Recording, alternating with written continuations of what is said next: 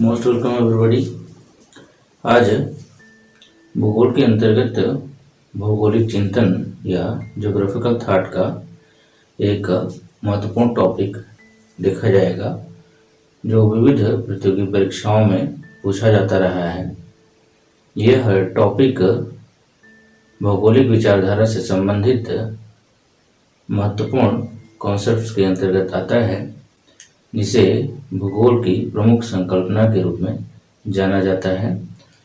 विविध प्रतियोगी परीक्षाओं में खास तौर से जो थियोरेटिकल एग्जाम्स होते हैं या जो उच्च स्तरीय परीक्षाएं होती हैं, उनमें इस प्रकार के प्रश्न आते रहते हैं।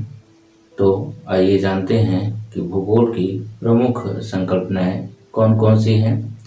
यह आपकी जानकारी के लिए बता दिया जाए कि ये संकल्पनाएं प्रायः 3 रूपों में होती हैं। एक संकल्पना भूगोल की संकल्पना के रूप में है, दूसरी संकल्पना भौतिक भूगोल की संकल्पना के रूप में है और तीसरी संकल्पना मानव भूगोल की संकल्पना के रूप में है। तो भ्रम न हो, इसलिए यहाँ पर 3 में से एक को जो सामान्य संकल्पना के अंतर्गत आता है, जिसे भूगोल की संकल्पना के रूप में जाना जाता है, उसे यहाँ पर देखा जाएगा। आगे किसी वीडियो में भौतिक भूगोल की संकल्पना और मानव भूगोल की संकल्पना को देखा जाएगा। तो आइए जानते हैं कि भूगोल की प्रमुख महत्वपूर्ण संकल्पनाएं कौन कौन सी हैं। पहले जानते हैं कि संकल्पना क्या होता है, संकल्पना कहते किसको हैं। यहाँ देखें, विशिष्ट पर्यवेक्षणों या उदाहरणों के आधार पर सामान्यीकृत जो तर्क हैं, जो विचार हैं या मान्यताएं हैं, उन्हें संकल्पना कहते हैं। मतलब जनरली या सामान्य रूप से लोगों के द्वारा जो एटीट्यूड या लोगों के समूह के द्वारा जो विचार, जो तर्क, जो धारणाएं या मान्यताएं सामान्यीकृत कर दी जाती हैं, उसे संकल्पना कहते हैं। जो आगे चल करके किसी न किसी रूप में वह एक विचारधारा का रूप ले लेती है या मान्यता का रूप ले लेती है, धारणा का रूप ले लेती है। तो आइए देखते हैं। भौगोलिक संकल्पनाएं प्रायः प्राकृतिक व मानवीय घटनाओं का विश्लेषण होती हैं। अर्थात भौगोलिक संकल्पनाओं में यदि देखा जाए तो या तो प्राकृतिक पक्षों का समावेश होता है या तो मानवीय पक्षों का, या दोनों ही पक्षों का समावेश होता है। अर्थात इस संकल्पना में प्राकृतिक और मानवीय दोनों पक्षों को देखा जाएगा या दोनों ही पक्ष समाहित होते हैं। तो आइए देखते हैं कौन कौन सी प्रमुख संकल्पनाएं हैं। प्रायः 8 प्रमुख संकल्पनाएं कल्पित हैं। देखें कौन कौन सी हैं। यहाँ पर पहला है भूतल की संकल्पना, दूसरा है अवस्थिति की संकल्पना, अवस्थिति या स्थिति की संकल्पना। इसके बाद तीसरा है भूदृश्य की संकल्पना, चौथा है क्षेत्रीय विभिन्नता की संकल्पना, पांचवा है मापनी की संकल्पना, छठा है प्रदेश की संकल्पना, सातवां कालिक परिवर्तन की संकल्पना और 8वां है स्थानिक अंतरक्रिया की संकल्पना। तो 1 बाय 1 अब यहाँ पर हम लोग देखेंगे कि इनके अंतर्गत क्या क्या चीजें सम्मिलित हैं। पहला है भूतल की संकल्पना। भूतल से तात्पर्य प्रायः धरातल से लिया जाता है, या सामान्यतः लोग भूतल से तात्पर्य धरातल की ऊपरी सतह से लेते हैं, लेकिन भौगोलिक संदर्भों में भूतल से तात्पर्य धरातल अर्थात भूमि की ऊपरी सतह और भूमि की जो निचली सतह है, जिसको क्रस्ट कहते हैं, और इसके साथ ही साथ स्थल मंडल, जल मंडल और वायुमंडल यहाँ पर देखें दिया है।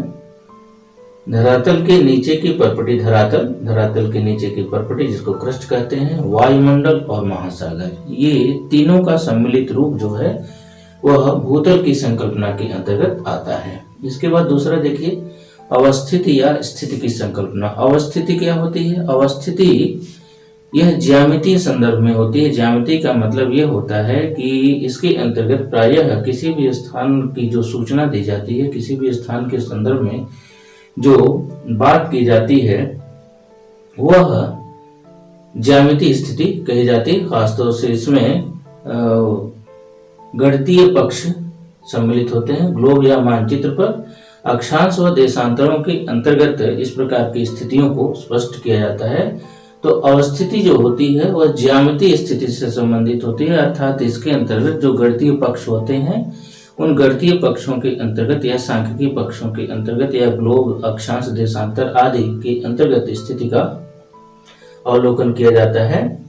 और दूसरा जो स्थिति है, स्थिति यह किसी स्थान के संदर्भ में होती है। तो अवस्थिति को आप समझ गए होंगे, ज्यामितीय संदर्भ में किसी भी स्थान के बारे में बताना, यह अवस्थिति कहलाता है। और स्थिति किसी स्थान, क्षेत्र या भूभाग के संदर्भ में जब उस स्थान की सूचना दी जाती है या उसके बारे में बताया जाता है तब इसको स्थिति बोलते हैं।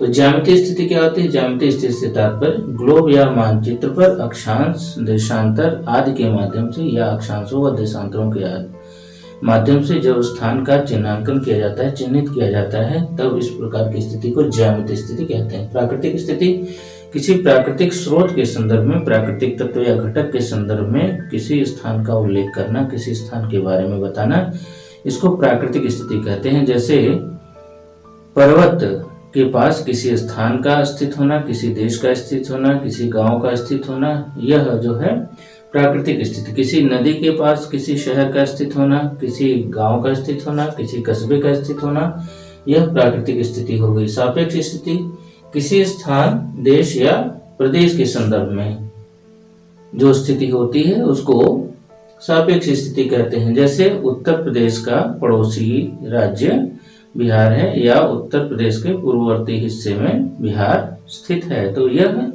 इस प्रकार की जो स्थिति होती है इसको सापेक्षिक स्थिति कहते हैं। सापेक्ष स्थिति के अंतर्गत जाना जाता है, अर्थात किसी स्थान, देश या प्रदेश के संदर्भ में जो स्थान की दशा है वो सापेक्ष स्थिति होती है।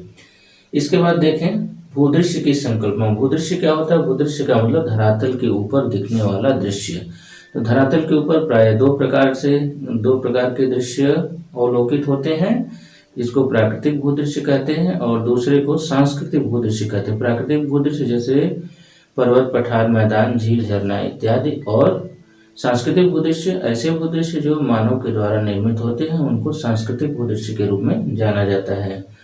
तो जर्मन भाषा में इसको लैंडस्केप, भूदृश्य को जर्मन भाषा में लैंडस्केप कहते हैं और कार्ल सावर ने इसको लैंडस्केप नाम दिया।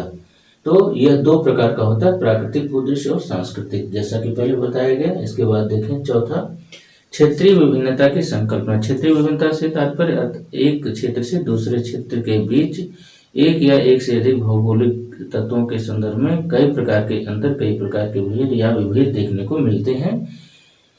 क्षेत्रीय विभिन्नता को हिटलर ने नाम दिया था कोरोलॉजिकल साइंस, अर्थात क्षेत्र वितरण विज्ञान। भूगोल पृथ्वी के क्षेत्रों का अध्ययन है और ये क्षेत्र एक दूसरे से भिन्न होते हैं, अर्थात भूगोल के अंतर्गत भिन्न भिन्न क्षेत्रों का अध्ययन किया जाता है और ये क्षेत्र जो होते हैं एक क्षेत्र दूसरे क्षेत्र से भिन्न होता है या पृथक पृथक क्षेत्र भिन्न भिन्न कारणों से भिन्नता लिए हुए होते हैं। उदाहरण के लिए कोई प्रदेश दूसरे प्रदेश से मैच नहीं करता है, उसमें कुछ न कुछ भौगोलिक विभिन्नताएं देखने को मिलती हैं, या एक से अधिक पक्षों के अंतर्गत, एक से अधिक घटकों के अंतर्गत भौगोलिक भेद या भौगोलिक भिन्नताएं देखने के लिए मिलती हैं। जैसे एक प्रदेश की जनसंख्या यदि 500 है तो जरूरी नहीं कि दूसरे प्रदेश की जनसंख्या 500 है।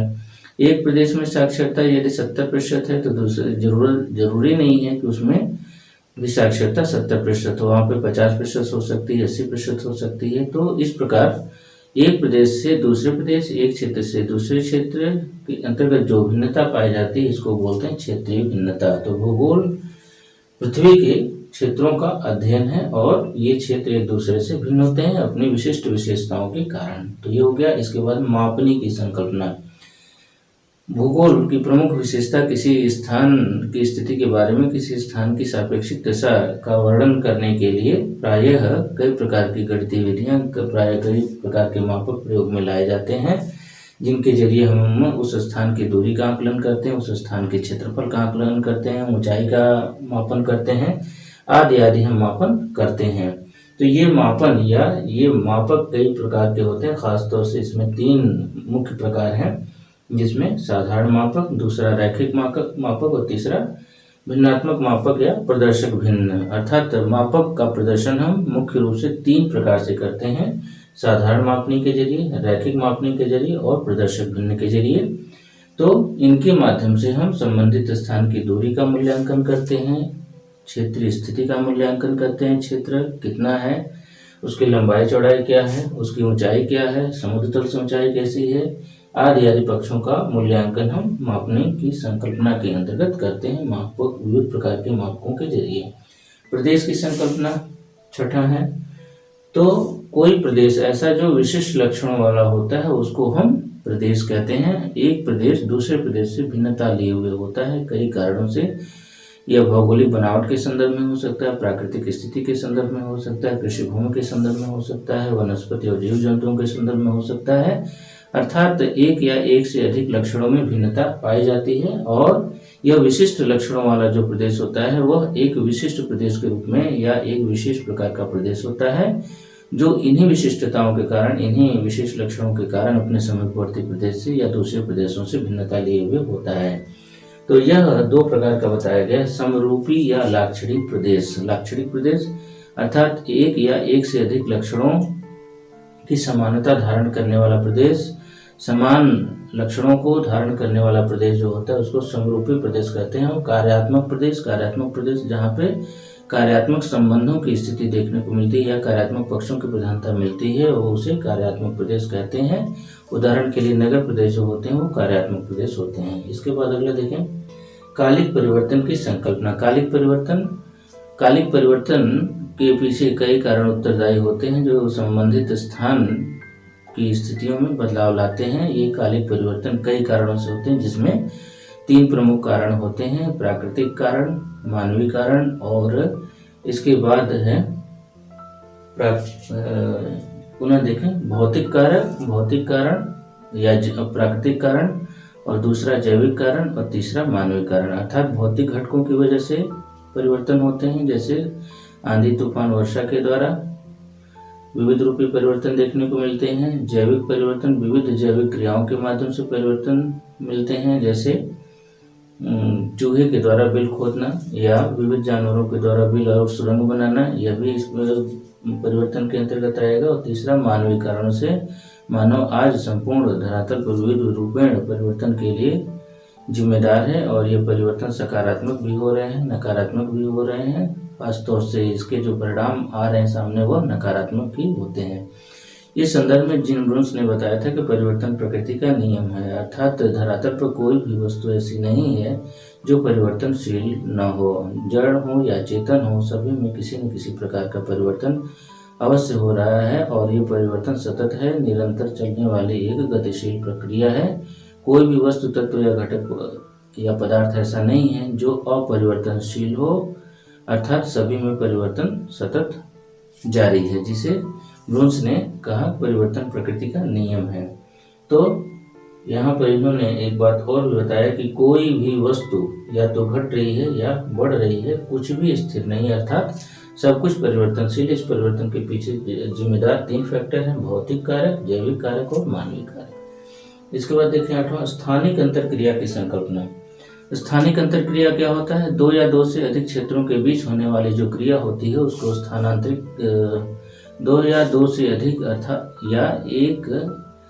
या एक से अधिक क्षेत्रों के बीच जो क्रिया होती है उसको स्थानिक अंतरक्रिया कहते हैं। स्थानिक अंतरक्रिया यहाँ देखें, 2 या 2 से अधिक या एक से अधिक क्षेत्रों के बीच होने वाली क्रिया, प्रतिक्रिया, संपर्क, स्थानांतरण, संयोजन आदि को स्थानिक अंतरक्रिया कहते हैं। प्रायः स्थानिक अंतरक्रिया के पीछे 2 घटक जिम्मेदार होते हैं।